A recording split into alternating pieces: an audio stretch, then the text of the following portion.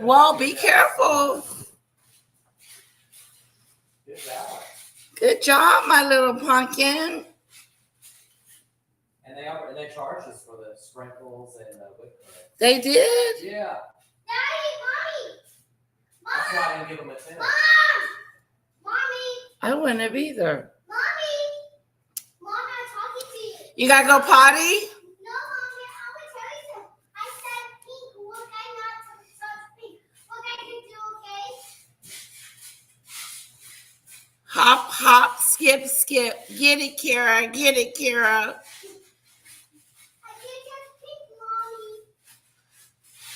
She's such a little girl.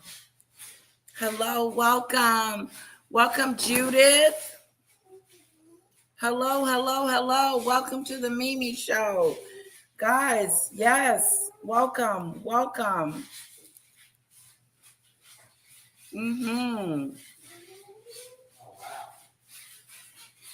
All right, let's see what's going on with the war do. You want to get out? You want me to get out?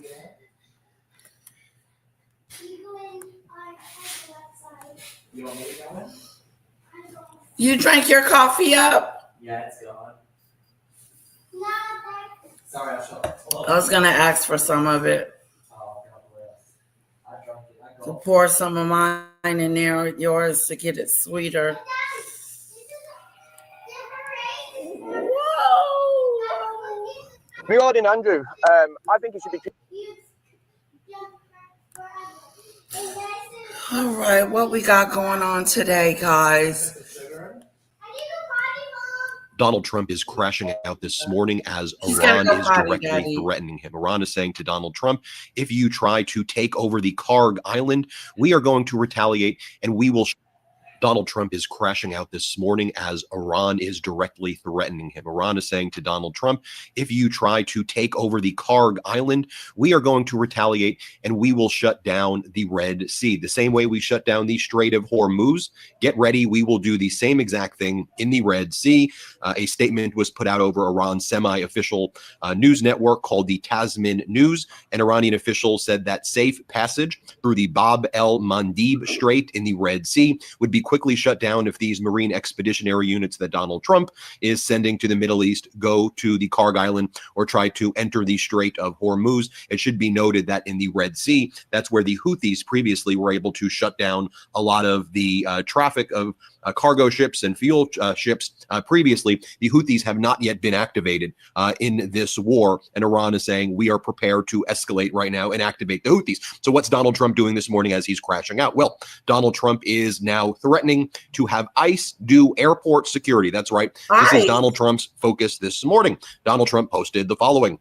If the radical left Democrats don't immediately sign an agreement to let our country, in particular our airports, be free and safe again, I will move our brilliant and patriotic ICE agents to the airports where they will do security like no one has ever seen before, including the immediate arrest of all illegal immigrants who have come into our country with a heavy emphasis on those from Somalia who have totally destroyed with the approval of a corrupt governor, attorney general, and Congresswoman Ilhan Omar, the once great state of Minnesota. I look forward to seeing ICE in action at our airports. Make America great again, folks. We have a demented lunatic right now in the Oval Office, although he's actually vacationing in a deluded.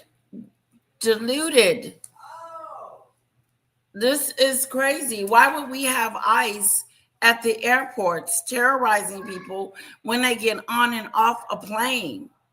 Does that make sense to you guys? Why in the heck would Donald Trump make it hard for us to get in and out of the plane? Like, it would be hell on earth. Imagine ICE at the airport. Oh, the nerve of the thought of it all.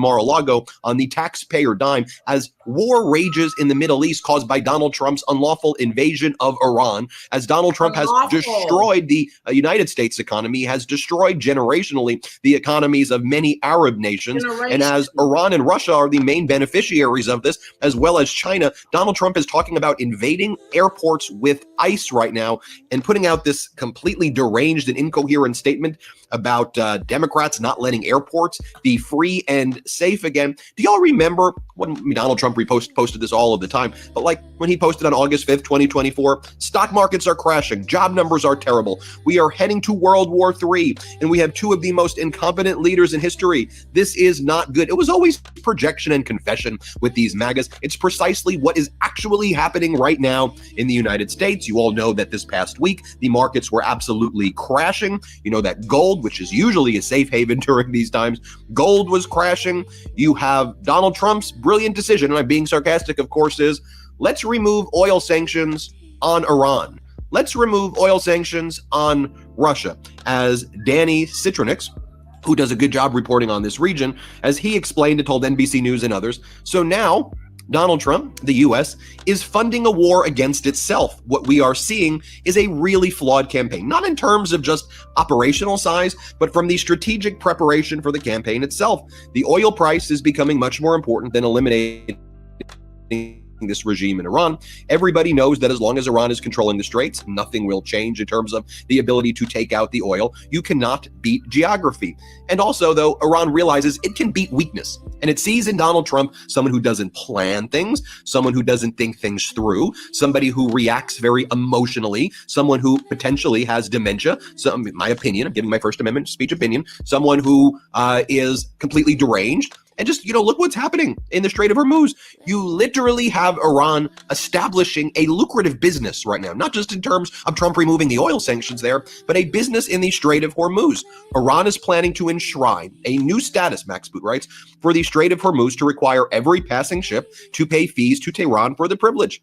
Expediency Council member Mohammed Makhbar, an advisor to the Supreme Leader in Economic Affairs, told the Mehr news agency, we're setting up a business now. We have such control over the Strait of Hormuz. We're going to make people pay the money, and we're going to basically create the biggest toll in the world. And countries are negotiating now on a bilateral basis to do just that. The Iranian Navy, for example, guiding an Indian tanker through the Strait of Hormuz. The Iranian Navy guided an Indian liquefied petroleum gas tanker through the Strait of Hormuz after a diplomatic engagement with New Delhi, allowing the ship to pass on a pre-approved route. And look, you have Prime Minister Modi of India saying, I spoke with President Dr. Masoud Pezeshkian, that's the Iranian president. I wished him greetings. We condemn the attacks on critical infrastructure in the region, which threaten regional stability and disrupt global supply chain. We reiterated the importance of safeguarding freedom of navigation and ensuring that shipping lanes remain open and scarce. So if there was some desire to alienate and isolate Iran, quite the contrary is happening. Trump is alienating and isolating the United States even more than when Donald Trump did tariffs against the world. And Donald Trump is promoting Iran right now. Take a look at this update as well. This from the Japan Wire, the Kyoto News. Iran ready to help passage of Japan ships in the Strait of Hormuz. Foreign Minister Aragchi says, Iran's foreign minister says, hey, Iran. Iran's foreign minister says, hey, Japan, we saw that really embarrassing Prime Minister Takaishi Oval Office state visit where she shamed the Japanese people, where she wouldn't stand up to Donald Trump when he was making Pearl Harbor jokes, where she was laughing at the auto pen photos that Donald Trump did because Donald Trump behaves worse than some of the worst. Laughing at Donald Trump say something about Pearl Harbor in front of the Prime Minister of Japan, and then also say, as those your people. We watched it yesterday. Very, very disrespectful.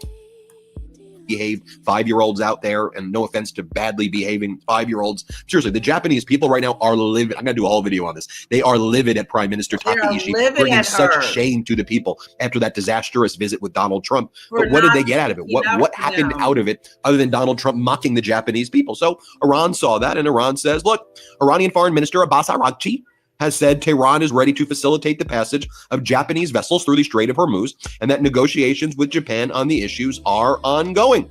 Just saying it right there. And just think about it this way. This is how FedWatch describes it. If India's tanker passage program is successful, other countries may follow India's example. India, then Japan, then who else? The only way crude price volatility cools off is if there is a decisive winner in this war, which is increasingly looking like Iran will be the winner of this war. And that's what we're seeing now. By the way, I mentioned Japan for a moment. So the Trump regime has been posting these photos of Prime Minister Takaishi and like making her look like, well, let's just say not the most flattering photos. This is the White House photo of it. Takaishi delivers remarks in the state dining room. This is the photo they chose to use. And here are the other photos. As this one account says, the White House photographers got to be doing it on purpose. They wanted to put the Japanese through a humiliation ritual. That's what was going on there. Oh, and folks, while all of this is going on, guess what the MAGA Republicans are doing? They're actually seeing that there's an emergency today. Wow, right? They're actually working over the weekend, folks. Can you believe this? So the MAGA Republican senators have declared that there are emergencies taking place that need to be dealt with right now. Okay, what's the emergency that you are all at the Senate now? Is it to make sure that Donald Trump gets authorization if he wants to have an unlawful war and that you will block him from doing this unlawful war? Is that your plan right here? Are you there to block Donald Trump's tariffs against the world or Donald Trump's other authoritarian tactics to stop this unlawful and disgusting war? Is that why emergency on Capitol Hill, right? Oh, no, that's not why you're there. You're there to talk about trans sports issues.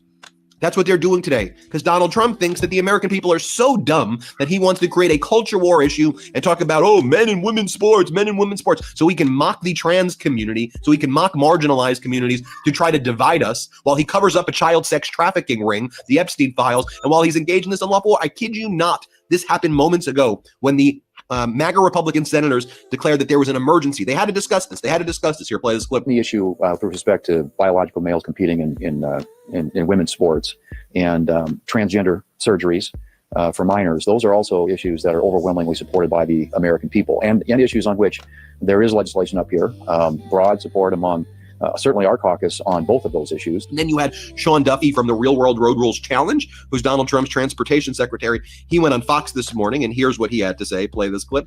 At what point, what makes you think that the masks is where the negotiation ends? And so the point is, do they really want a deal? Right. That's what we're asking. And I think the point is, the base is so angry at Trump, they have Trump derangement syndrome, that no matter what the proposal is, they want to make sure that the 15 million people that were let in, even the bad hombres, they want to leave them here. Don't deport them. They want them part of their communities. If they commit crimes, they want to let them out onto the streets to commit more crimes against the American people. Right. I mean, that's a radical position, or at least the base has that position. Right. And Democrats in Congress are forced to hold that line, which again is anti-American and anti-common sense. And folks, Saudi Arabia is saying over the past 24 hours, there have been 80 drone strikes in Saudi Arabia, or attempted drone strikes in Saudi Arabia. So Iran doesn't show any time or any sense of slowing down soon. Should also be noted as well, Qatar's CEO interview in the past 24, 48 hours with Reuters was basically described as what's just taken place over the past 20 plus days has set us back about 20 years. He warned that, he said, we've been trying to warn the U.S. Energy Secretary and everybody daily that what's happening now with Qatari Energy, with the other facilities across the Middle East was going to happen, that everybody ignored him, that nobody in the U.S. gave warnings about any of this. And, and now Qatar and all these Arab nations that thought they were doing pay for play with Donald Trump. Well, you did do pay for play. You all got played because Donald Trump is a con artist who has conned people his entire life. And then when his back's against the rope, he shows what a sociopath he is. He does the threats. Oh, I'm going to invade your airports with ICE, or I'm going to come after you, or please don't hurt me. Please don't hurt me. He's been a pathetic freaking loser his entire life who's bankrupted everything he's touched because he's a loser and he surrounds himself with losers. That's why he bankrupted. It's not even about politics. This guy is a freaking loser. Get it through your heads. And you want to know one of the big loser qualities that's happening right now that's not getting enough attention at all? And this is why it's a loser quality. There's a massive disaster taking place in Hawaii right now. And where's FEMA? Where's Donald Trump talking about that? Where are the Republicans talking about that? Hawaii is experiencing its worst flooding in 20 years right now, okay? And do you even know that's happening? Okay, it's devastating there. This would be normally, rather than engaging in these ridiculous wars against the world that Donald Trump wants to do, trade wars, all things, we'd be helping America right now, not Donald Trump, not this despicable regime. Thanks for watching. Hit subscribe. Let's get to 7 million subscribers. You may think you're subscribed, but you may not actually be subscribed. So hit subscribe right now. Let's get to 7 million subscribers. Thanks for watching. New Midas merch drop. Check out the latest pro-democracy sticker packs, t-shirts, hats, sweatshirts, and more. Thank you, Midas. Regarding Andrew, I think he should be treated like everybody else. If this was like your next door neighbor. Going on before we move on. So we got to get to the Mimi show.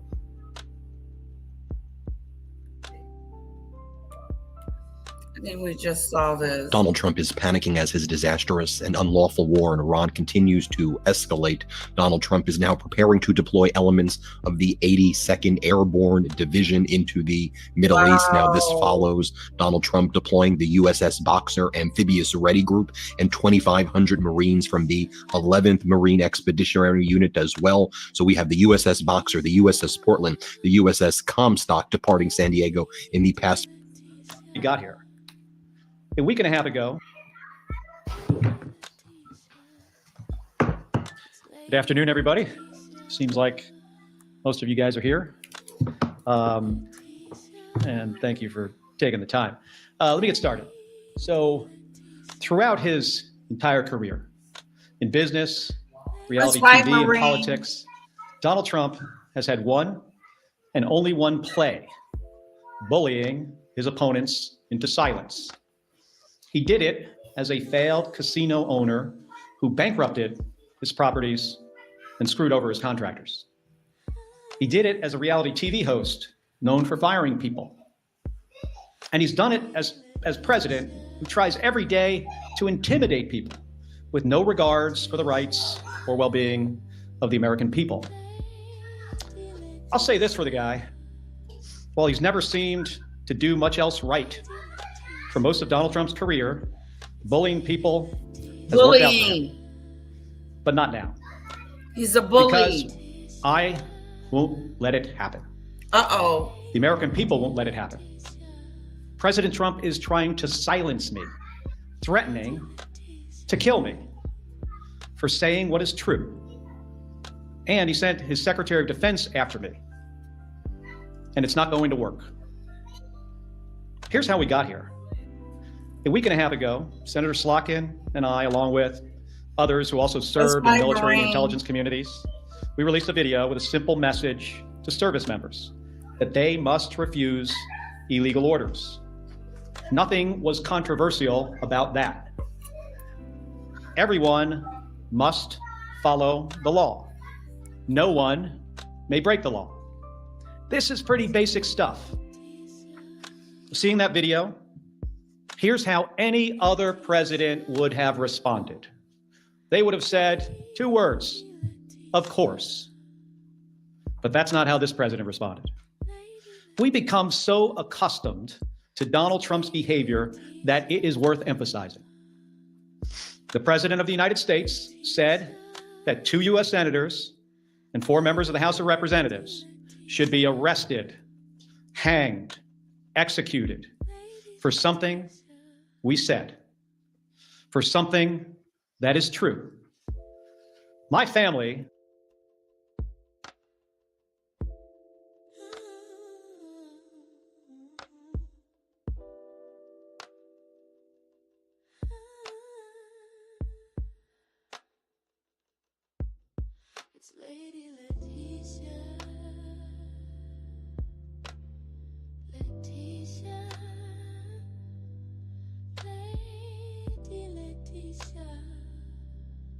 Sorry, I was on mute. How in the world are we going to have a president that goes around talking about unaliving and stupid stuff, threatening people, hanging them? What kind of president is that? What kind of president threatens to hang you?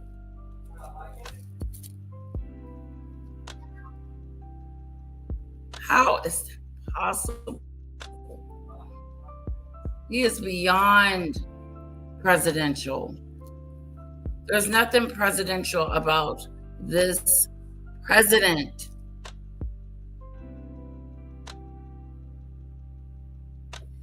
That's right, Danny. knows the cost of political violence. My wife, Gabby, was shot in the head and nearly died while speaking with her constituents. The president should understand this too. He has been the target of political violence himself. The Speaker of the Minnesota House of Representatives, Melissa Hortman, and her husband were murdered in their home this year. Oh, wow. The governor of Pennsylvania, Josh Shapiro, had his house firebombed this year. Then Charlie Kirk was assassinated at Utah Valley University, a place I visited just a few weeks ago with Republican Senator John Curtis. Faced with a wave like this, every other president we have ever had in the history of this nation would have tried to heal the country. Heal the country. But we all know Donald Trump. When we're in grieving, when we're sad, when we're mad, we're going through, we're depressed, we're not doing too good, Donald Trump, you are supposed to give us hope. But you don't. You don't give us hope. He uses every single opportunity to divide us. To divide. And that's dangerous.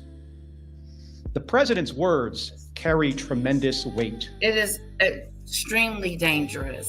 It is extremely dangerous. And his words does carry weight because he is the president of the United States.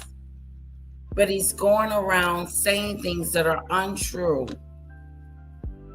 He's going around saying things that are not true. And we're supposed to trust him. People listen to him. And he knows that. And that's exactly why he does what he does. Yep. He makes these threats to silence people. And if that doesn't work, he abuses his power to intimidate people. Abuse. And with the consent of Republicans in the United States Senate, he has surrounded himself with people like the Secretary of Defense, Pete Hegseth, who will do whatever he says. Yep. With no Whatever question, he says, no matter what. No questions. Trump and Hegseth, they care more about publicity than they do about the rule of law. Oh, yeah. That's how I ended up finding out via a tweet that the Secretary of Defense was ordering an investigation into me. The same Secretary of Defense who has, from the moment he was nominated, has been historically unqualified for this position. The same Secretary of Defense who is reported to have ordered a second strike to kill shipwreck survivors in the Caribbean. If there is anyone who needs to answer questions in public and under oath, it is Pete Hegseth. It's a dangerous moment for the United States of America when the president and his loyalists use every lever of power to silence United States senators for speaking up. But we all know that this isn't about me, and it's not about the others in that video. They're trying to send a message to retired service members, to government employees, to members of the military, to elected officials, and to all Americans who are thinking about speaking up. You better keep your mouth shut or else. This has been a singular focus of President Trump's second term. Not addressing costs, not creating jobs, intimidating people, and going after the people he views as his political opponents. Oh, somebody got there. He's done it to companies. You better write a check to build my ballroom, Easter, or I might not approve your merger. When He's done it with universities. You better fire your president, or I'll pull your research funding. He's even done it to late night hosts. You better not make jokes that I do not like, or I'll get you taken off the air, and I'm going to take your company's broadcast license. And he does it every week with Republicans in the House and the Senate. You better toe the party line, or I'll make sure you never get reelected. Folks, this comes at a cost. And not only to American companies, colleges, and comedians. It damages every American's freedom of speech and the balance of powers that form the foundation of our democracy. Because when Republicans in Congress are too afraid to disagree with this president, it means that his bad ideas go unchallenged. He has slapped reckless tariffs on countries across the globe, skyrocketing the cost of everything from groceries to school supplies. Republicans historically, well, at least a year ago, they hated tariffs. But when it comes to voting to undo them, They are too afraid of Donald Trump. So Americans pay more for just about everything because of spineless politicians. It's the same with healthcare costs. There are Republicans in the House and the Senate who really want to do something to prevent these healthcare premiums from spiking for millions of Americans. Healthcare premiums. The solutions are simple. But President Trump says he doesn't want to. So nothing happens. So nothing happens. Except a government shutdown. It goes on and on. The president has gone too far. It's gone too far. Everybody needs to wake up. Wake up. The occupant of the Oval Office is ignorant to the Constitution and has no regard for the rule of law. The rule of law. Trying to silence me, in proposing to court-martial me, in threatening to kill me for fighting back when our democracy demands that we must fight back. Threatening to kill President another Trump has crossed the politician. line. And this time, it's not going to work. I will not be intimidated by this Not president. going to be intimidated. I am not going to be silenced by this president or the people around him, because I've given too much in service to this country to back down to this guy. In 1991, when Donald Trump was driving the Taj Mahal casino into bankruptcy, I was getting shot at over Iraq and Kuwait. In 2001, after Donald Trump said that the collapse of the Twin Towers meant he now owned the tallest skyscraper in Manhattan, I was carrying flags honoring 9/11 victims into space on a rocket ship. In 2003, when Donald Trump was writing birthday greetings to the monster Jeffrey Epstein, I was the first on the scene to recover the bodies of my fellow astronauts who died when Space Shuttle Columbia exploded during re-entry. In 2011, that was sad. When Trump was hosting a reality show and peddling conspiracy theories against President Barack Obama, I was sitting next to my wife's hospital bed as she recovered from a gunshot wound to the head. Oh, wow. My point is this. I've been through a lot worse in service to my country. The president and Pete Hegseth are not going to silence me. They aren't going to keep me from speaking out. And they're not going to keep me from doing my job. Enough of the bullying, enough of the intimidation, enough of the threats, enough of your nonsense. Enough of it. Doesn't I will help not be anyone in our silenced. country afford their groceries or pay their medical bills. And it erodes the rights of every American. My job is to fight for them, to stand up for the Constitution, and nothing is going to stop me from doing my job. Thank you, and I'll take some questions. Hold on a second. Give me that folder there. Just it's down here. Can you, I know it's Manu from CNN, but for everybody, just. Donald Trump just crashed out on the White House lawn. He held an impromptu press conference on the disastrous war in Iran. And folks, this press conference was utterly humiliating. This follows the ultimatum by Vladimir Putin to Donald Trump that if the United States stopped helping Ukraine, then Putin said that he would stop helping Iran target American troops. And this is what Donald Trump did. He goes out on the White House lawn and he starts talking about ground troop deployments on the Karg Island in the northern Persian Gulf, which is part of Iran. We know that we have thousands of troops that are moving there, Marine expeditionary units. And Donald Trump says, well, because I have 100% support right now, then I think that, that's all that matters. What do you mean you have 100% support? What in the Kim Jong-un hell is this? Here, play this clip. Polls have shown that MAGA is essentially unified behind you, as are Republicans when it comes to Iran. There's been reports that, the United States might be sending 2,500 Marines to the Middle East. Are you concerned that a move like that could potentially change the unity? I don't know. I seem to have great support because CNN came out with a poll today that I'm at 100%. And they said they've never seen a poll like that. The CNN poll said I'm at 100%, and they've never seen that before, which is an honor. I was impressed that CNN would do that. But as far as troops are concerned, I can't tell you what we're doing. Mr. President. Then, as part of Donald Trump's White House lawn crash out, Donald Trump says about the Strait of Hormuz that at some point, it will just open itself. We don't even have to worry about it. Like a miracle, it's all going to go away, folks. It'll just like a miracle. Doesn't this sound exactly like what he would say during COVID? Here, let's play this clip. It's a simple military maneuver. It's relatively safe, but you need a lot of help in the sense of you need ships, you need volume. And NATO could help us, but they so far haven't had the courage to do so.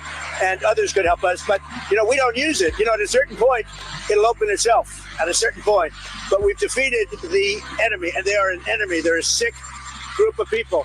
The leadership is gone, the Navy is gone, the Air Force is gone, the anti-aircraft equipment that they have, the radar they have is all gone. Everything's gone. The strait itself, the actual strait, how are you? The strait itself is, we're doing a good job. But it would be nice if the countries, including China, if the countries that use it, China uses it 90% of their energy. Japan is 95% of the energy. It would be nice if those countries would get involved. Then regarding the incredibly high gas prices right now, right now, the pain that people in America and frankly across the world are feeling. Donald Trump says, actually, I thought the prices were going to be way worse. So this is actually good. He said, this is really good. I expected worse. Things are going to be great. Don't worry about it. Don't worry about anything. Here, play this clip. We're not giving a nuclear weapon to terrorists, and we're knocking the hell out of them. Their Navy's gone. Their Air Force is gone. Their leaders are gone. Their anti-aircraft is gone. Everything's gone. And no, I expected worse. I really thought that oil prices would go much higher when I did this. We have set every record in the book. With Dow, with the S&P, Dow hit 50,000, S&P hit 8,000, 7,000 at levels, at speed like nobody's ever seen before. But I said I have to go off of that path and I have to take a little journey. We have to get these, and he would agree, but he's not going to say it. This is not safe practice. What are you doing with that time? But we had to go off on a circuitous path and take care of business, and we are in the process of doing it. And I'll tell you, I think we're weeks ahead of schedule. My Secretary of State is very happy. Do you have a question for Marco? Yes. Then Donald Trump says, look, at the end of the day, the war's been won. We've won this thing. America defeated Iran. So what are we even talking about here? This as Iran continues to have the ability to strike its Arab nation neighbors where there's American military presence. This as every time the U.S. and Israel engage in a strike, Iran is able to very quickly retaliate. We know Iran struck down an F-35, and we know they control the Strait of Hormuz right now, and there's nothing the United States seemingly can do. But here's what he says. Let's play it. Militarily won in Iran? What did you mean by that? You said the war was militarily won in Iran. What did you mean by that? Oh, I think we won. We've knocked out their Navy, their Air Force. We've knocked out their anti-aircraft. We've knocked out everything. We're roaming free. From a military standpoint, all they're doing is clogging up the strait. But from a military standpoint, they're finished. So how much longer do America? Then Donald Trump says, look, I don't want a ceasefire at all. I'm not even looking for a ceasefire, because why would you need a ceasefire when you totally obliterate the other side? He goes, they've been obliterated. I mean, the ranting and ravings of an absolute lunatic right here. What do you mean? They have, if anything, more capabilities right now than they did before. Sure, you hit some of their Navy and you hit some of their traditional military infrastructure. You also hit a lot of their kind of dummy infrastructure that they made it look like by using chalk or military assets. But Iran, if anything, is more extreme and has more influence in the region now. And we see that with their control of the Strait of Hormuz. So what are you talking about? Let's play this clip. Calling for a ceasefire in the Middle East and to reopen dialogue. What do you think?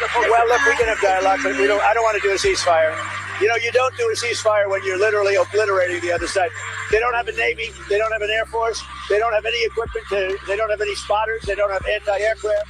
They don't have radar. And their leaders have all been killed at every level. We're not looking to do that. Then Donald Trump is asked, well, what's your plan for the Karg Island? Like, do you have a plan? And Donald Trump's like, maybe, maybe not. But why would I tell that to a reporter? Look, the American people deserve to know what the hell is going on, period, right? Are we sending a ground troop invasion into the Karg Island? Are you going to make matters even more horrific than they already are? But here, play this clip. How will they operate? Well, I may have a plan or I may not, but how would I ever say that to a reporter? If I said that to a reporter, Marco would say, please, sir, let's bring you over to the helicopter immediately, right? No, I can't tell you that. Then a reporter wants clarification. So what do you mean when you say the war's been won? Yeah, that doesn't make any sense to anybody. The war clearly has not been won. If anything, it's worse. So what are you talking about? Let's play this clip of Donald Trump. What does he mean we won the war? It's over. He's obliterated everything. Their military, their everything, their airships, their ships, we've decimated them. Well, if we've won all this whole war, why are we sending ground troops? Why am I reading everywhere that we're sending ground troops?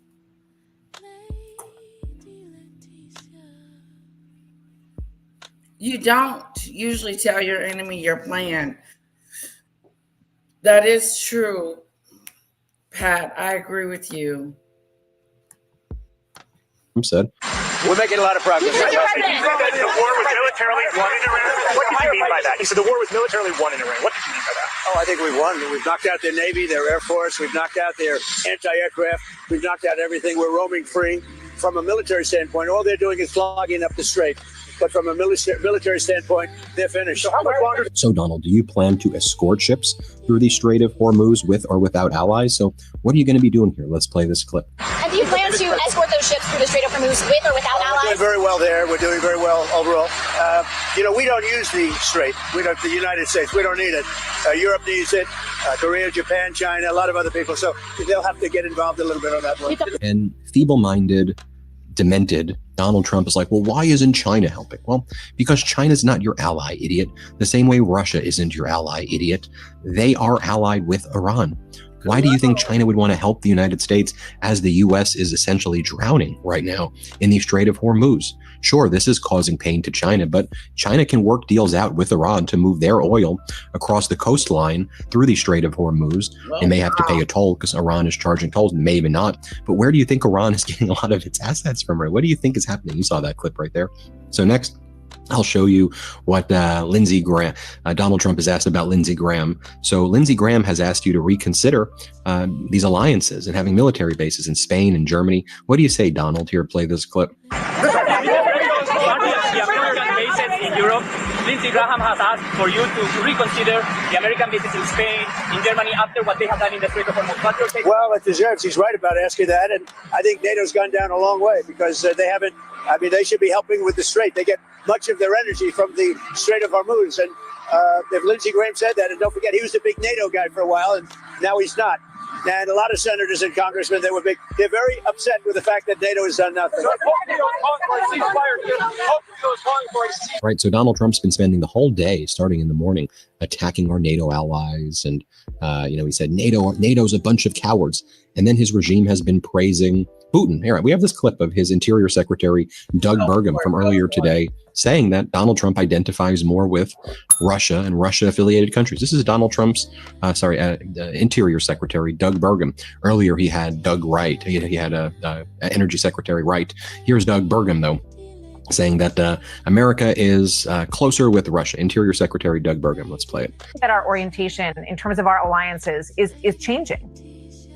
Well, clearly it is. What we might consider our traditional allies from Europe have been less than reliable. And from the time that we've spent working with those folks in Eastern Europe, the closer they are to Russia, the more aligned they are with President Trump and the more aligned they are on energy policy. Then Donald Trump, though, before that, was talking about how, for this act that he wants to do about voting, he needs Democratic votes and, voter ID and no men, women's sports, or whatever the hell he's talking about. And then he starts talking about his ballroom and how much he loves his ballroom. It's really demented.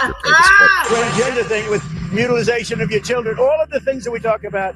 We added two little elements: no men in women's sports, right? You know that we added that, and when you add them all up, whether you take 4 or 5, I think they're all 95 to 99% issues. I hear it's going. Look, it should be an easy pass, but we need Democrat votes. They don't want to approve voter ID because they cheat. They don't want to approve citizenship. In other words, we want to have citizenship in order to vote. You have to prove your citizenship. The Democrats don't want to do that. You know why? Because they want to cheat, Peter. Now, speaking of something that's for pleasure, it'd be the greatest goal anywhere in the world. Nothing like it.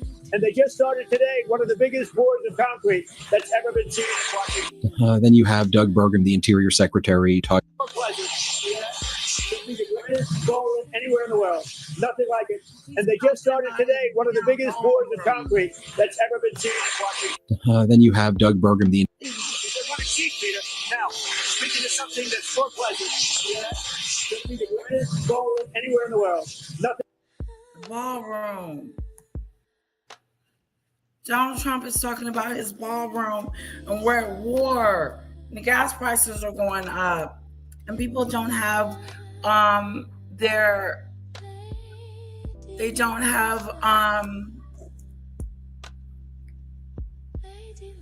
it's unbelievable.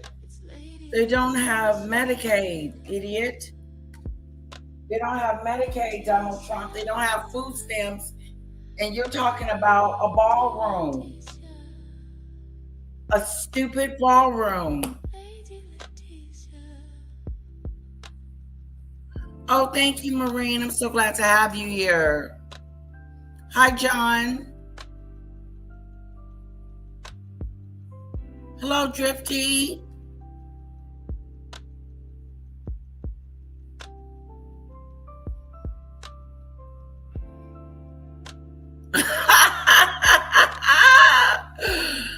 I don't think the room is too big for his balls.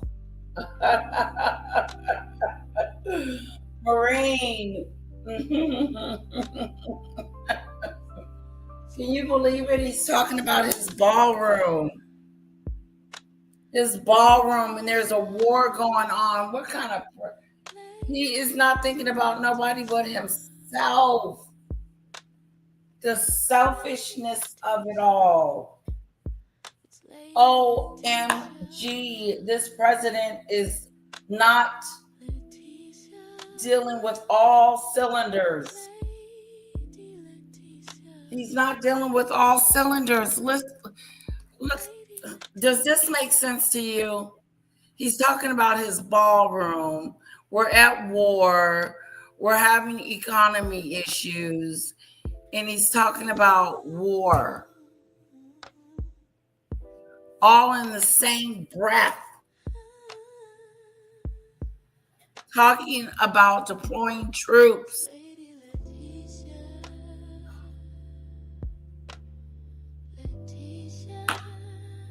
Keep talking about your ballroom, Donald Trump. Keep talking about your ballroom. It's all about you. Like it. And they just started today one of the biggest wars in concrete that's ever been seen in Washington. Then you have Doug Burgum, the Interior Secretary, talking about how right now we have the lowest energy prices in the world, and we should be saying thank you to Donald Trump. So everybody who's suffering right now, they want us to say thank you. Everybody that's suffering and can't get gas and got to stay at home this weekend because they got to save on gas because they got to feed their kids too. And he wants us to thank him. Donald Trump wants us to thank him. Thank you, Donald Trump, for the ballroom. Thank you for this war. Thank you for the oil prices. Thank you for what's going on, Donald Trump. Are you serious? Are you serious? Are you Delulu? Hello, DeLove. Hello, DeLove.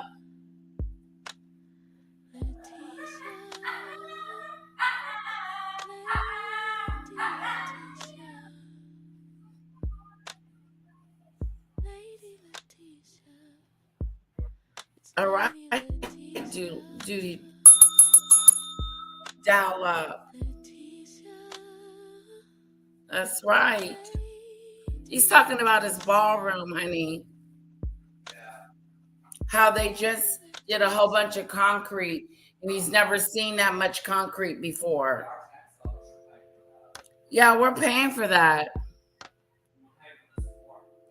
And we're paying for this war.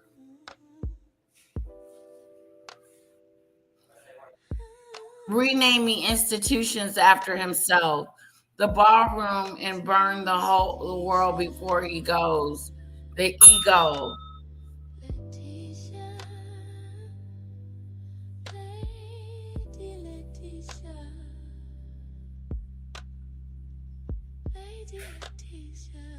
Bell room. The press asked him about it. Yeah, but it's such a carnal thing to want a ballroom while we need so much more stuff.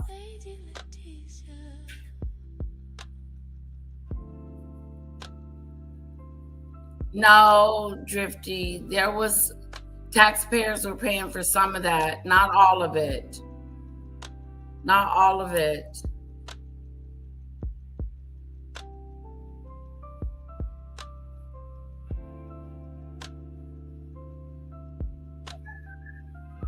Keep emotions from your family. Biden didn't fall off the bike. The bike tripped. Okay.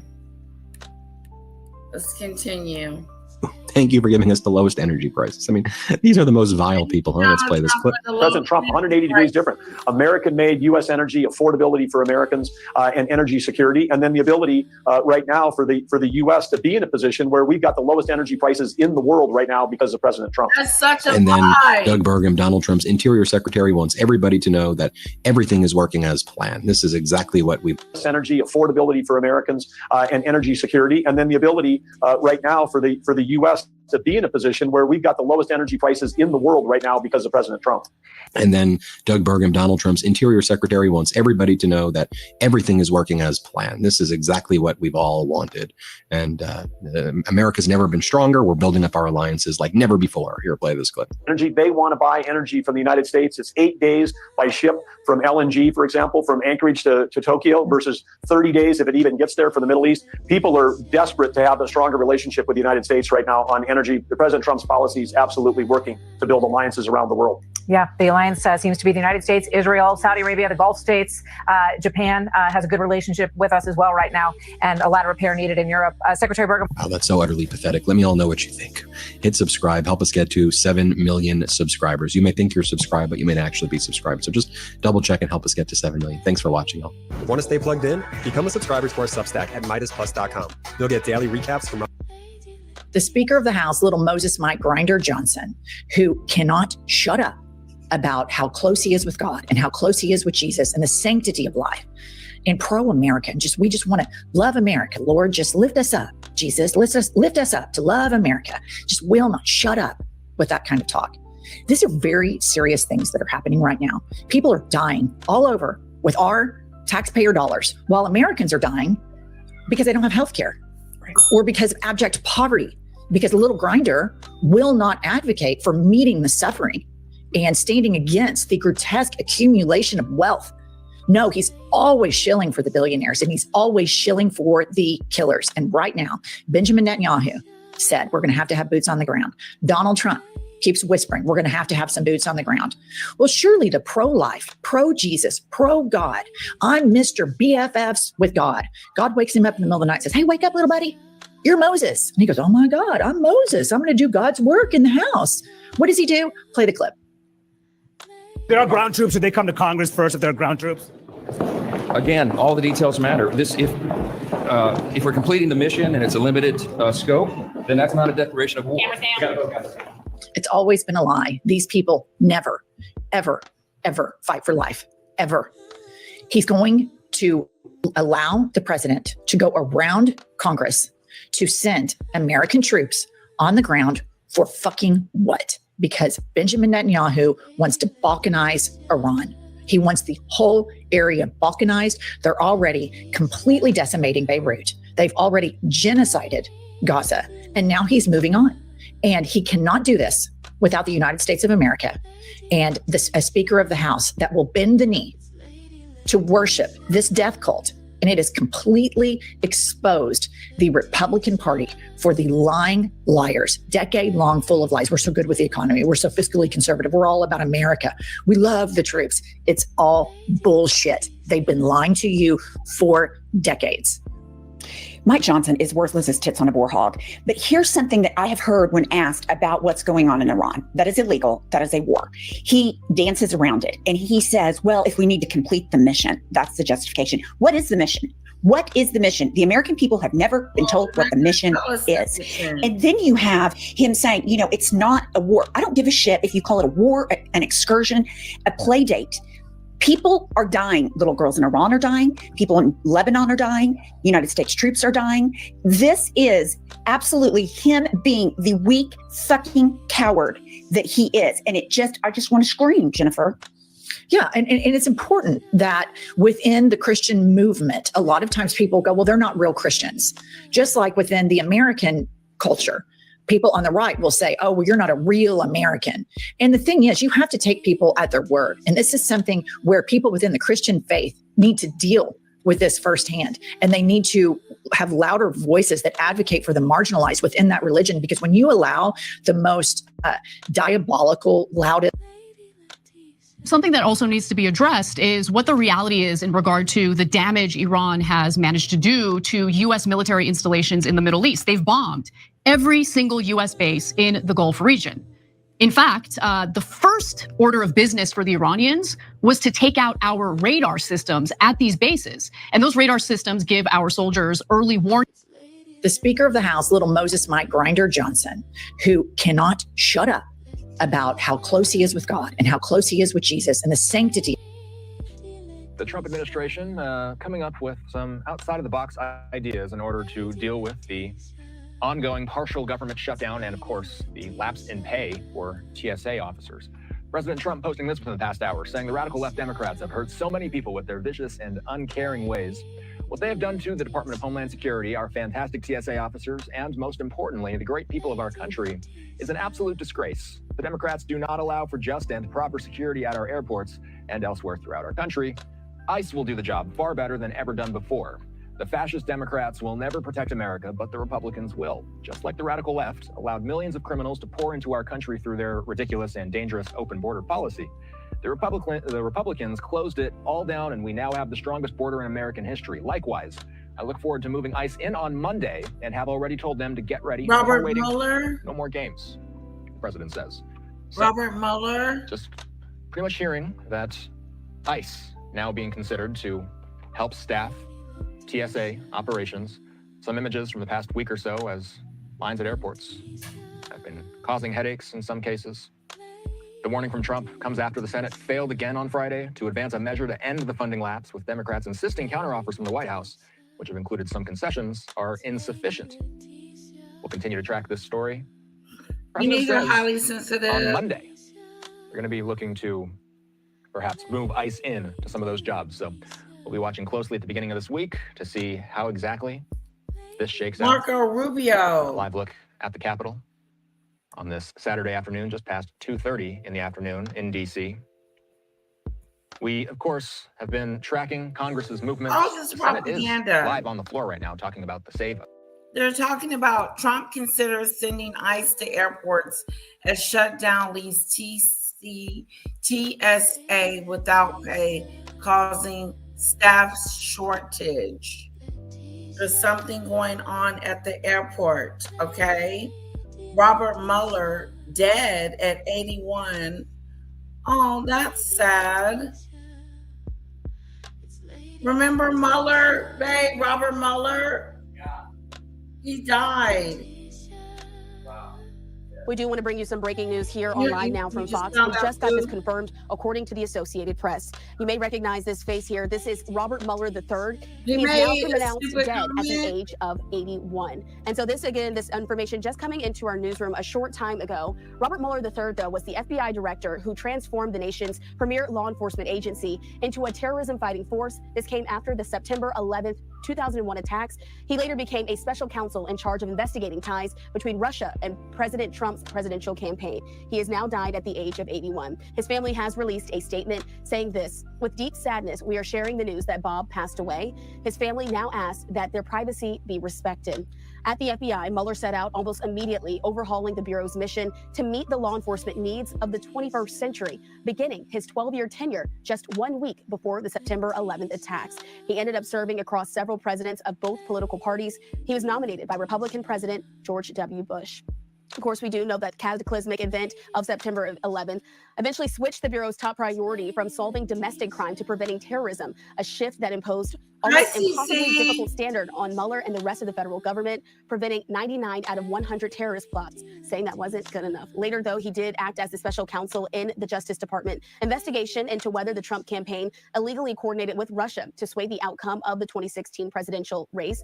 We do also know that President Trump has also spoken out on his social media as well. President Trump saying this, quote, "Robert Mueller just died. Good, I'm glad he's gone." The Republican president then added, "He can no longer hurt innocent people." We do know at this time that Oh my God. That's our president of the United States of America. He's supposed to be bringing the country together when something sad like this happens. He is supposed to be impartial. He says, I'm glad he's gone. Did you hear that, DeLove?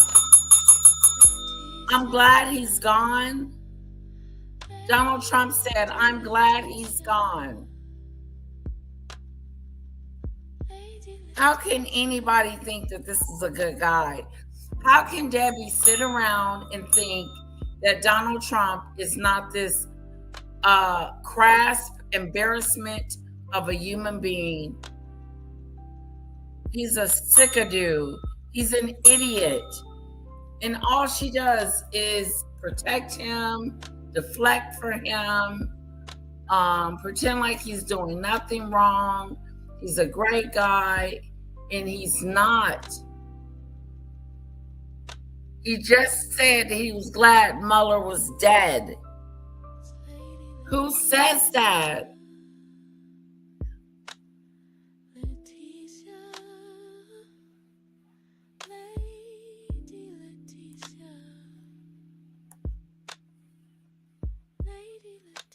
We do know at this time that that not only the president, I'm going to put up this live vantage point that we have there of the White House.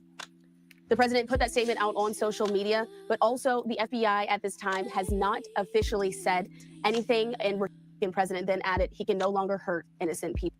President Trump has also spoken out on his social media as well. President Trump saying this, quote, Robert Mueller just died. Good. I'm glad he's gone. The Republican president then added he can no longer hurt innocent people. We do know at this saying this, quote, Robert Mueller just died. Good. I'm glad he's gone. The Republican president then added he can no longer.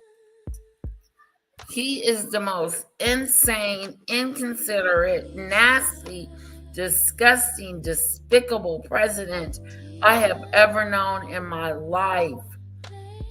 I'm glad Mueller's gone. Now he can't hurt anybody anymore. Who is he hurting?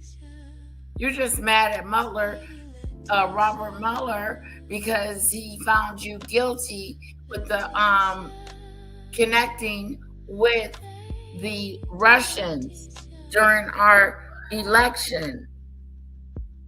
Oh my God, this is so. Put a 1 in the chat if this is not presidential. Put a 1 in the chat if Donald Trump is off.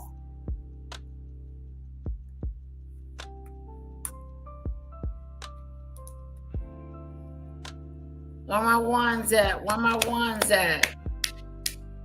Off.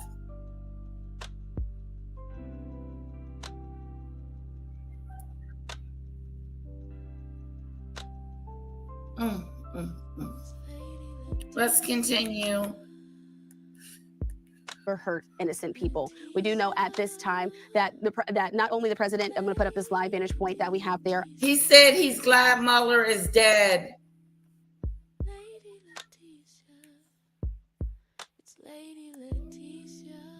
Of the White House. The president put that statement out on social media, but also the FBI at this time has not officially said anything in response to any comment that was put out by once the Associated Press has asked. But this is a statement on Truth Social from President Trump on Robert Mueller. Wanted to make sure we're able to bring you that breaking update here on Live Now from Fox.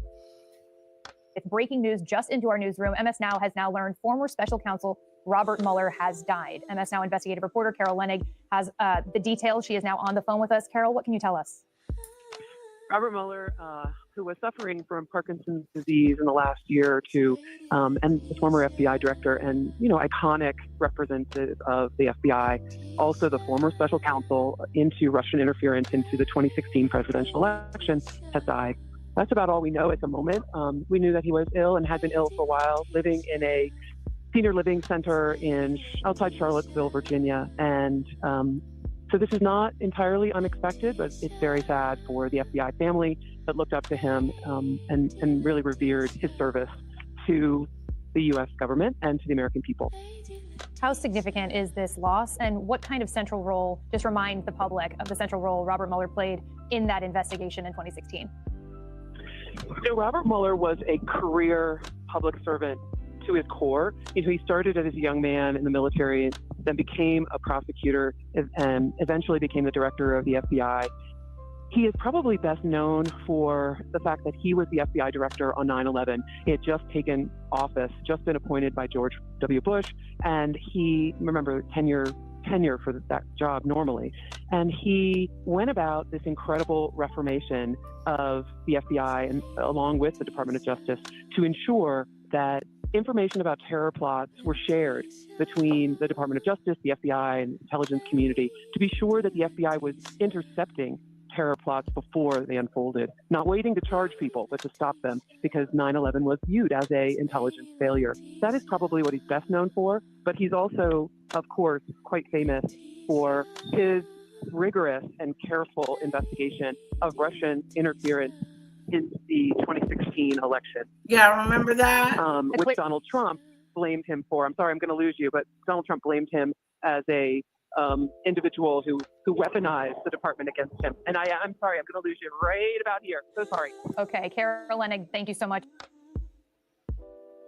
Okay, wait a minute. I want to show you. Justin Timberlake has been arrested. The Justin Timberlake body cam footage keeps trickling in, and the entitlement in this booking footage is pretty awful to watch. Welcome to Popcorn Planet. I am Andy Signor. It's been a busy weekend. Lots of news breaking, lots of videos we're still taping for you guys. And I wanted to give you part 3 of Justin Timberlake's body cam footage. This part's also now just coming in. Sorry, they've been coming in pieces. It is feeling like his team got this police department to blur and tone down and release at the worst possible times for engagement. So kudos to them. But we always bring it to you no matter when. And here it is. Here he is getting booked at the police station. Okay, so my partner here, I don't know the details, obviously. I wasn't one to stop to. My partner here observed you some kind of traffic violation, started a traffic stop, believed you have impairment, did a series of routine tests on you, right? Field sobriety tests, okay? He's still so out of it. You can just see how inebriated he still is in that glared look. Performed poorly on those, okay? Based off of his observations, you are intoxicated. Okay. So you were under arrest for DWI, okay? He like didn't realize it until he's like, so you were intoxicated. Okay. Now you're arrested. Oh, crap. It's like dude's in handcuffs, and it just hit him. That's how slow he is. Okay, awesome. All we're asking is if you understand. At least he didn't cry this time like he did on Punk'd. What was your friend to you? Yeah, I hear you. Perfect. And I'm gonna reread this again. We're gonna go through the rest of it, but at this I got you. At this point, it asks for initials. If you don't want initial, you're not required to. You can't be forced to. And then I will read the rest of it. Okay. Will you initial or no? No. Okay. No. I'll read the rest of it for you. Like. Now, do you consent or refuse to the chemical test?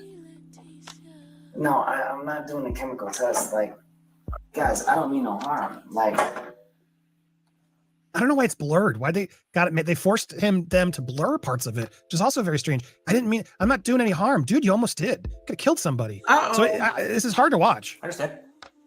We believe you to be under the influence of alcohol. Okay. And operating in motor vehicle, right? Okay, but I don't mean no harm. I didn't say you did, right? Everyone makes a mistake or two in their life, right? You had too much to drink, you drove the car, right? Okay. It's whatever, you know. I'm not here to judge it. We got a job to do. Yes, sir. I appreciate your understanding. By the way, I appreciate that you're doing that. I appreciate you, officer, so much. Please, can you undo these cuffs and let me go and throw all this away because I'm Justin Timberlake? You like sexy back, right? Appreciate that. Thank you. Yeah. What was the traffic violation I missed? I observed you. Just so I know. He's still so just so I know.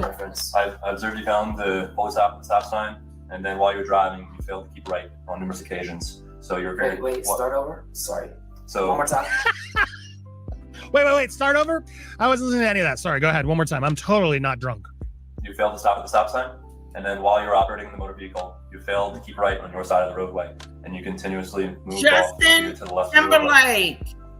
Okay, well, I was just following my friends. Okay. Well, uncuff him, officers. He was just following his friends. Where were the friends he was following? Yeah, the girl was in the car with him alone. And where were these other friends? I understand, but we are where we are right now, okay? You boys treat me like I'm a criminal. You boys are treating me like I'm a criminal.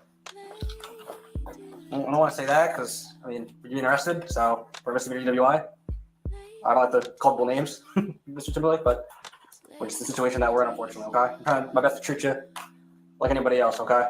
Exactly. Treat him like anybody else. Like that is what we're supposed to do. And anybody kudos else. to these officers for doing that. He doesn't get special privilege. But look at that. Just, oh, he wants it so bad right now. I appreciate your cooperation. And to Justin's credit, I do. He even a drunk, whatever, he kept his cool. He could have lost it way worse. And given how protective he was being about this footage, I was expecting him to have his pants down and him just flipping out. And do you know who I am? And it wasn't as bad as it could have been. Yeah, man. A lot of people don't cooperate like this. So it goes a long way in my book. I appreciate it. Hey, can I ask you a question? Yeah, happy to answer anything I can. Is this the normal process? Yeah, everything is pretty standard. Nothing out of the ordinary. It is for everyone that gets arrested for DWI. Yeah, there's no celebrity treatment here at the the cell. He's not accepting it. Look at him. He's smiling. Look at that smile. Really? That you are wondering, or just No. I just wondered, like you really cuff people up and like. Yeah. You really cuff people up at the police station when they're being booked? Yeah, bro. You're under arrest. Yeah. I mean, It's that serious. you're in our custody. We have to make sure that people who lock up here don't leave. You know, you can't leave. We gotta process you, everything like that. Your safety, our safety, things like that. It's just standard protocol. I appreciate you boys for doing your job, man. Yeah, I appreciate you guys. Now he's piling it on real thick with the appreciation to the police force. I appreciate you understand that we gotta do Yeah, our I thing. appreciate you boys for doing your job. I had one martini and I follow my fucking friends home. Now he's dropping the F-bombs. Just follow my effing friends. But appreciate your jobs, but you guys are doing your jobs wrong, is what the implication I'm getting. Are you guys getting that too? I appreciate you boys for doing your job. Yeah.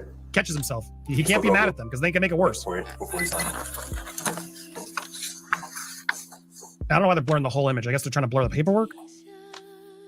He is clearly having trouble reading it. I'm just kidding. Oh, sorry, I missed that. This was amidst all of it. He does this joke, which is wild as he's reading his own document. Listen. White? White? You called him white? I'm just kidding. I'm just kidding. It's like a drunk uncle. Oh God. I'm totally white. What's up, homie? Did that play? Because I'm playing it again if it didn't. He's totally white, officer. Oh yeah, faux shiz, genuine. What's up, homie? Just kidding, man. He's just kidding. So you're being Now here's where now Justin's like, all right, whatever, it's happening. Now here's where Justin comes to terms that this is the cell you're going to be in all night. off the night, and then in the morning is the arraignment. So in the morning, dark, usually into the at face. 9:30. All night? It might not be this one. It might be over at the other one. And they actually have blankets for you. That's a wow, man. And again, you guys are wild. I was drunk driving, and you're putting me in jail. You are wild, man. Like I said, you can make a phone call if you would like, your attorney and things like that. You're allowed to call right now if you wish, or you can call later. Yeah, at any point you want to make a phone call, let them know. Yeah. It's wild he didn't make a phone call then and then. You'd think, given the impairment and everything else, he would have called his wife or a lawyer or a good friend, just somebody. Yeah. Like, yo, I'm at the police station. This is happening. What do I do? Don't say anything. Don't do that. You'd think, right? But he doesn't. It's almost like he's like, crap. My whole team's my wife is gonna be furious with me. You are entitled to him. No balls. That's it. That's all we get there of these booking clips. It's very odd, these little clips that are being After months of trying to block body cam video, Justin Timberlake's DWI arrest footage has been released. So let's get into it. You guys, please just do me a favor because you loved Bye Bye Bye or like Sexy Back. Like, give me one, babe. And then just walk. Sorry, I've never done this, so I'm just mimic him. Let's talk about the real reason why Justin Timberlake did not want the world to see his arrest body cam footage, because he and his lawyers have been working so hard to try to block the release of this body cam, but the judge dismissed them. So now the world gets to see how much of a coward Justin was during his arrest. By the way, these are like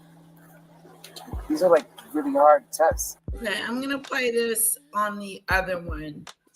I know I got distracted. My husband told me The Justin Timberlake body cam footage keeps when I am talking about Donald Trump, but I think we're finished with Donald Trump, and let me just make sure that I covered everything. Regarding Andrew, I think he should be treated like everybody else. Before if this was like your next to Megadu, let's see here. New Epstein, that's Epstein stuff. Sarah Ferguson. Trump crashes out on the White Lawn. Did that one. Yeah, I wanted to show this one. Imagine you just resigned from your job, and then the following day, you decide to go on a podcast and then push a conspiracy narrative that they wouldn't allow you to investigate Charlie Kirk. And you're trying to tie it to because Charlie Kirk did not want this war with Iran. Yes, we're talking about Joe Kent. Before we get into the clip with Nick Fuentes where he completely flames these two, we're going to go ahead and let this clip play so you guys have the context. Here we go, you guys. This is Joe Kent being interviewed by Tucker Carlson the following day after he resigned. Mind you, it's being said that he's being investigated by the FBI. So did you resign because of the war or because you're being investigated? And then, Charlie Kirk is killed publicly in a very horrific way. And we're not really even allowed to look into that at all. And Charlie Kirk was one of President Trump's closest advisors, and he also advocated heavily against a war with Iran. He was in the Oval Office in the lead up to the 12-day war. I wasn't particularly close with Charlie. He was very gracious to me when I was running for Congress, very, very supportive. So we knew each other. And the last time I saw Charlie Kirk on this earth was in June in the West Wing, in the stairway. And I said hi to him, and he looked me in the eye, and he said very loudly, and it's a small, you've been in the West Wing, it's small, it's a tight space. And he said, Joe, stop us from getting into a war with Iran. Very loudly. He was single-minded. And he walked off, and he went, I believe, into the Oval. So when one of President Trump's closest advisors, who is vocally advocating for us to not go to war with Iran and for us to rethink at least our relationship with the Israelis, and then he's suddenly publicly assassinated, and we're not allowed to ask any questions about that. It's a data point. It's a data point that we need to look into. What do you mean when you say we're not allowed to ask any questions about that? We've been told that this individual, Robinson, is a lone gunman, and maybe he is. But the investigation that I was a part of, the National Counterterrorism Center was a part of, we were stopped from continuing to investigate. And the FBI will say that they stopped that because they wanted to have turn everything over to the Utah state authorities. Everything's going to trial. It's very, very sensitive. But there was still a lot for us to look into that I can't really get into. But there was still linkage for us. So you can't really get into it, but you're trying to tell us that they stopped you from investigating and that there was some foreign ties, but you can't say what exactly it is. This is the kind of bullshit that I hate. Say what you're trying to say.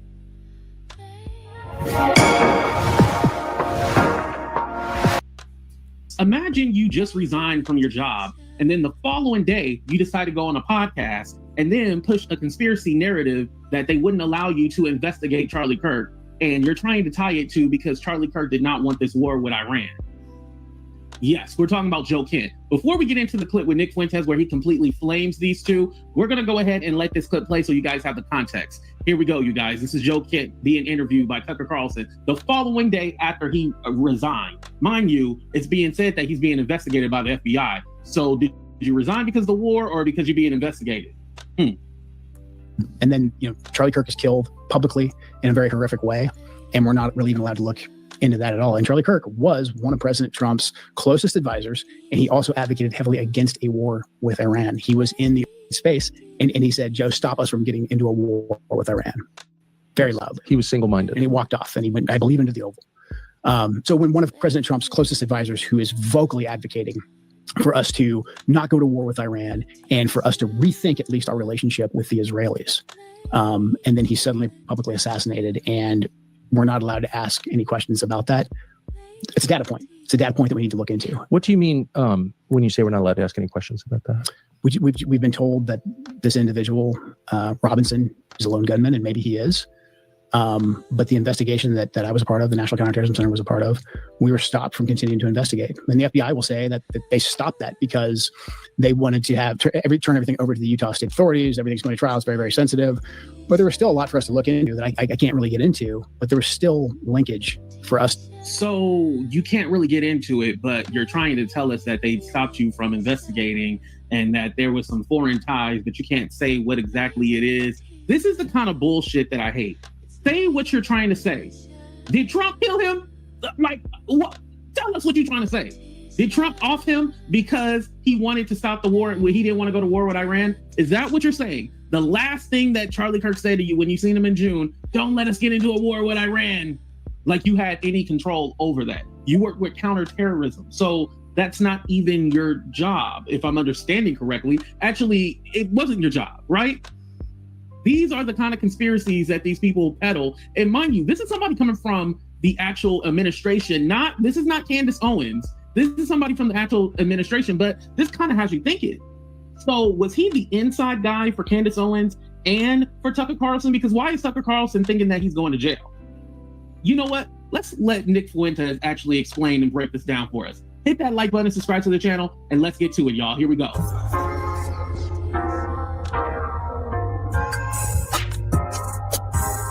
Kent says, well, they wouldn't let us ask any questions about the Charlie Kirk assassination.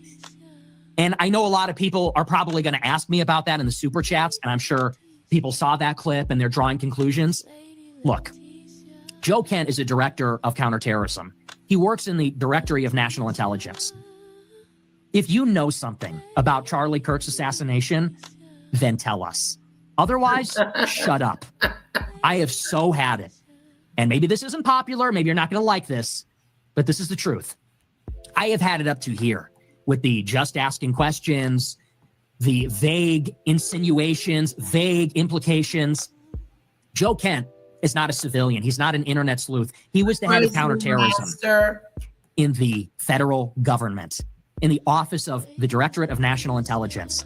He goes on Tucker and says, well, no one is letting us ask any questions about this. There were foreign intelligence ties to investigate, but we couldn't look into them. The FBI told us. Hey, man, everybody knows what you're implying. Ryan, and what you're implying is that there's a conspiracy because there's a cover-up. That's the implication. This is sensationalism.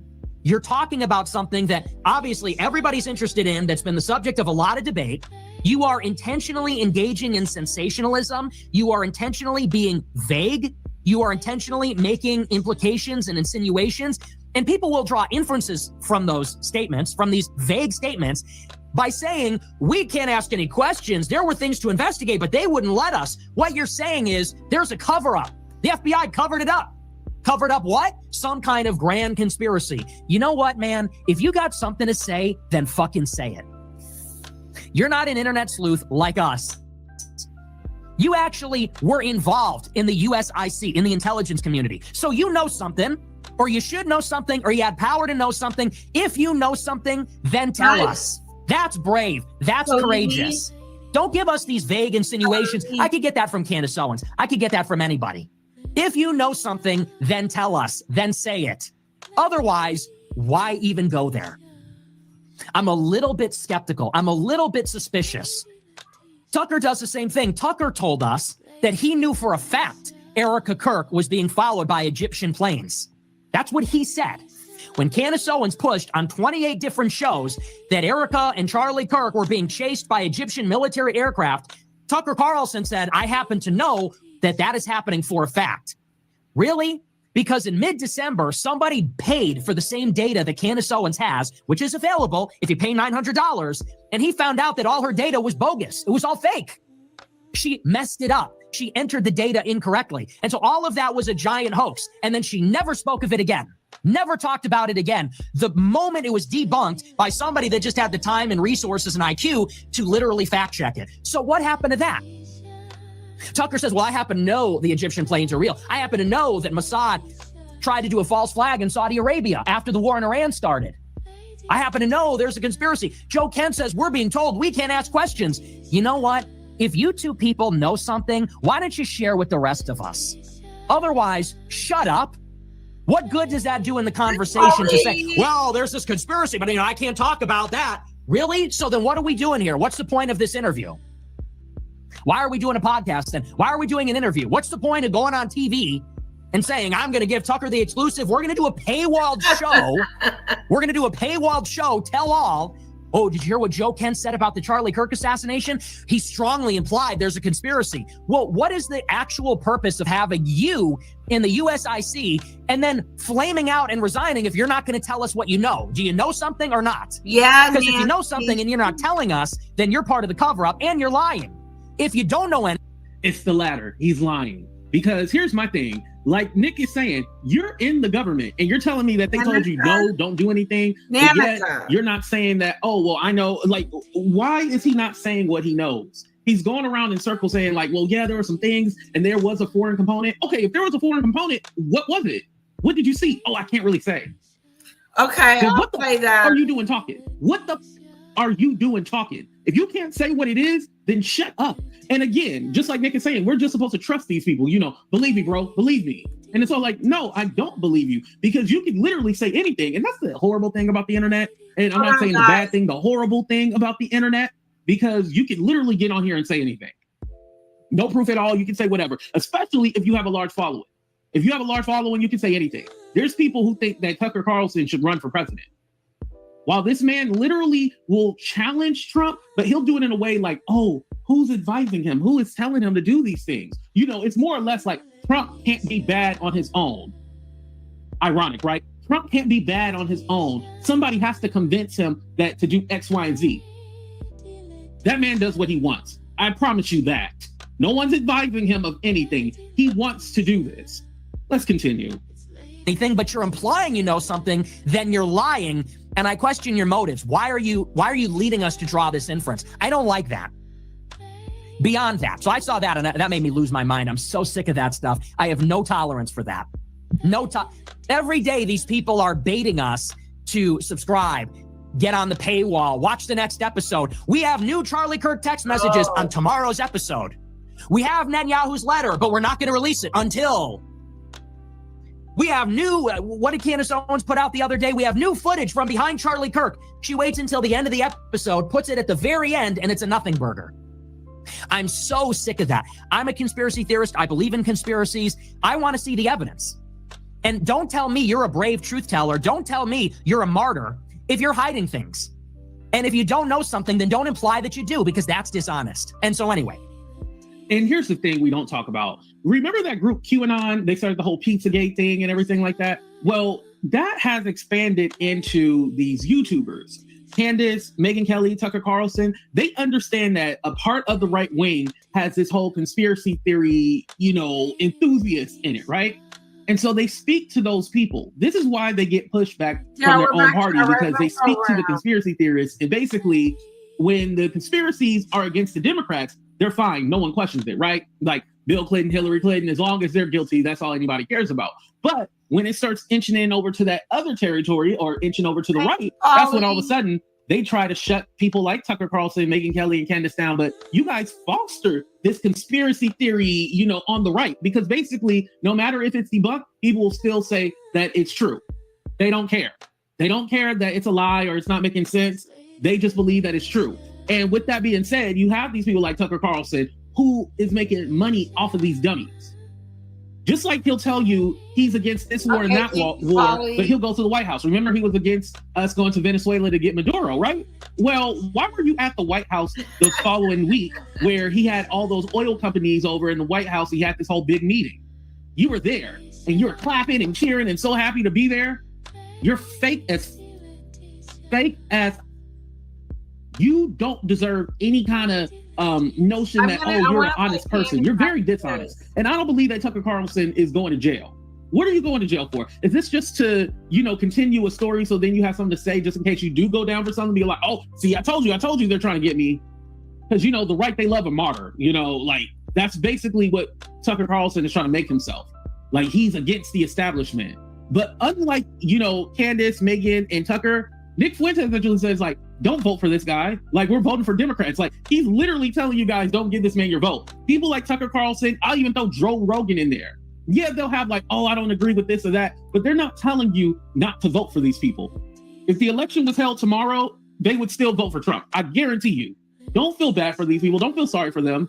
They're a part of the bullshit. Because let's be honest, you can only go so far to say Democrats bad, Democrats bad. We know that the Democrats suck. And I'm a registered Democrat. We know they can suck, but the Democrats don't have any power. So what can they really do? It's Trump. It's his administration that is hurting us. The same administration that Joe came from. But of course, he's not going to tell us the reason why he resigned is because it's been reported that the FBI is looking into him. Oh, the Iran war was just too much, and I don't try to play in our face. No. And don't get on all these podcasts because again, Joe Kent is on another podcast today with Breaking Point. With Enjetti, Sager Enjetti. That's great that you're quote unquote speaking out, but you're not saying anything. Who killed Charlie Kirk? Who assassinated him? If you don't believe that's who it is, what's your evidence? What's your proof? At least you could have went like, oh, I was fired because I was trying to get down to Charlie Kirk's assassination. Like, at least you could have ran with that, but you're not even running with that. You said it's because you didn't agree with going to war with Iran and that Israel is controlling. Or are you saying Israel assassinated? Listen, we don't know because they keep leading us on to a nothing burger. It's a nothing burger. It leads us on to nothing. Just like Candace Owens. Listen, I was with her in the beginning. I was like, yo, defend your friend. But it's lasted over 6 months now, and we're still not closer to getting the truth. Now she's fighting with Erica, the widow. I don't know what else to say, you guys. I'm tired of all the conspiracy theories. If you ain't got no proof, I don't want to hear it. That's where I am. Let me know in the comment section if you guys are at this point. Like, do y'all think that, you know, where do y'all go with the conspiracies? Like, how far do you take it? You know, something that's not a conspiracy is these Epstein files, but they don't seem to want to talk about that, right? Interesting. Go ahead and hit that like button, subscribe to the channel. I love y'all for watching, and I can't wait to see what you guys have to say about this. But thank you again. Deuces, everybody. Yeah. Thank you.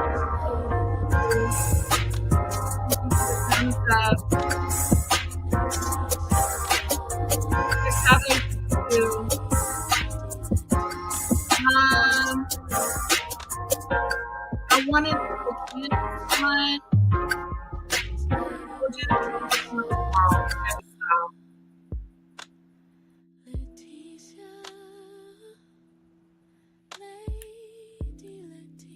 All right, guys, listen, shutting this one down, going over there to the Megadu and entertainment news and stuff like that. We're leaving this live. I'll see you in a sec. Mwah. Kisses.